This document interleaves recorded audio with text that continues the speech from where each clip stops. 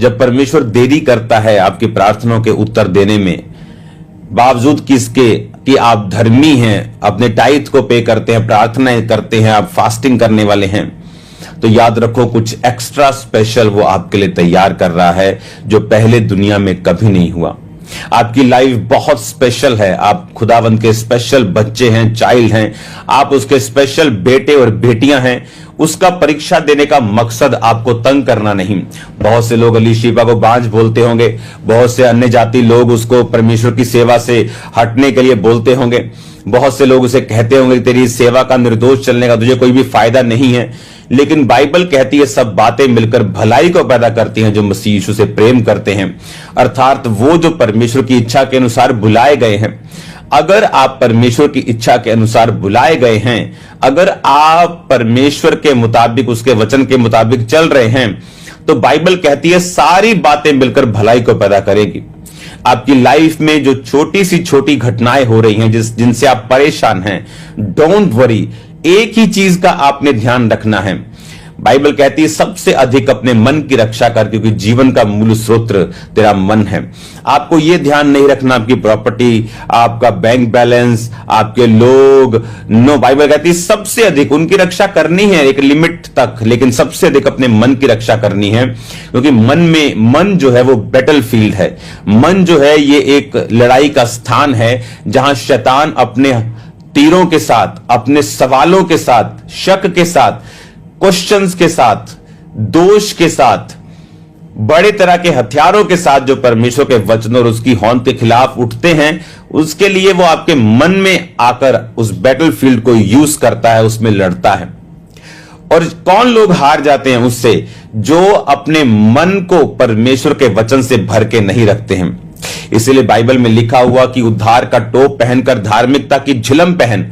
धार्मिकता की झिलम पहनने का मतलब जो छाती के ऊपर वॉरियर्स पहनते थे, झिलम पहनते थे छाती के ऊपर, ताकि उनका हार्ट, फेफड़े जब तीर आए तो सुरक्षित रहे। उसी तरह बाइबल कहती है मन की रक्षा करनी धार्मिकता की झिलम को पहन के, सच्चाई से अपनी कमर कस के। कौन सी कमर? अपनी बुद्धि की कमर। अपने मन में, अपने हार्ट में, अपने दिल दिमाग में परमेश्वर के वचन को इतना भर लेना कि जब शैतान परीक्षा करने के लिए आए तो आप उसे वचन से जवाब दे सकें। आप शैतान के साथ मन में बहस करके या अपने मिरेकल्स को बता के आप उससे जीत नहीं सकते। जो आपकी लाइफ में परमेश्वर ने काम किया वो आपके लिए एक चिन्ह है, आपके लिए एक सपोर्ट है, आप उसको सपोर्ट की तरह यूज कर सकते हैं, लेकिन शैतान हारेगा परमेश्वर के वचन से। और वचन कहता है परमेश्वर की परीक्षा जो है, तो पानी में से होकर चलेगा तो पानी तुझे डुबो नहीं पाएगा, आग में से होकर चलेगा तो आग तुझे जला नहीं पाएगी। उसने ये नहीं कहा मैं तुझे पानी से निकलने नहीं दूंगा।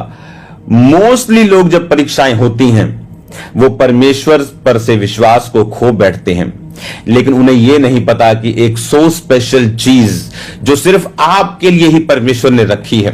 भूल जाओ इस दुनिया में 400 करोड़ लोग क्रिश्चियन हैं। आप सोचो आप और परमेश्वर ने आपको बनाया है, वो आपके लिए एक स्पेशल चीज आपकी लाइफ के लिए, आपकी जिंदगी में वो तैयार कर रहा है। उसके लिए उसको टाइम चाहिए, कॉपरेशन चाहिए। सूखे हाथ वाले व्यक्ति को यीशु मसीह ने कहा अपना हाथ बढ़ा, और बाइबल कहती सूखे हाथ वाले व्यक्ति ने जब अपना हाथ फैलाया उसका हाथ चंगा हो गया। परमेश्वर ने उसके हाथ को पकड़ के चंगा नहीं किया। परमेश्वर ने कहा तू भी कुछ कर और मैं मेरे वचनों के अनुसार चल, तो तेरी लाइफ में जो सूखी चीजें हैं वो सूखी नहीं रहेंगी, जो मुर्दा है वो मुर्दा नहीं रहेंगी। और परमेश्वर के वचनों के कारण और जो उसने परमेश्वर पे बिलीव किया, जैसे ही उसने अपना हाथ बढ़ाया, बाइबल कहती है उसका हाथ जो था वो हील हुआ। अब आपको परमेश्वर की आत्मा के साथ कॉपरेट करना है, आपको वचन से अपने मन को, अपने दिल को भर के रखना है, ताकि जब परीक्षाएं होंगी, कोई क्रिश्चियन, रियल क्रिश्चियन परीक्षाओं से बच नहीं सकता है। आप परीक्षाओं से नहीं बच सकते। परीक्षाएं होंगी, लेकिन आपकी परीक्षा आपको किसी खास मकसद के लिए तैयार करने के लिए है। आपकी परीक्षा किसी खास प्लानिंग के लिए जो परमेश्वर ने आपकी लाइफ के लिए रखी है उसके लिए है।